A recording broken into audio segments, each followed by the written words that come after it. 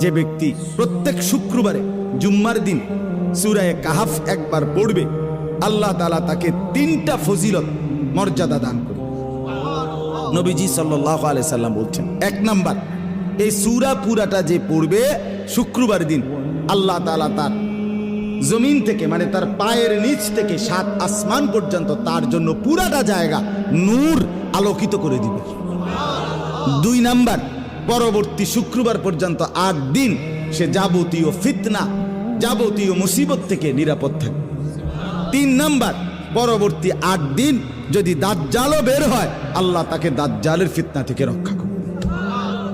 এজন্য যাদের হিম্মত হয়, মহব্বত লাগে, দিল লাগে, তো তারা প্রত্যেকেই চেষ্টা করবেন প্রত্যেক শুক্রবার দিন সূরা কাহাফ তেলাওয়াত করার জন্য। আল্লাহ তাআলা তৌফিক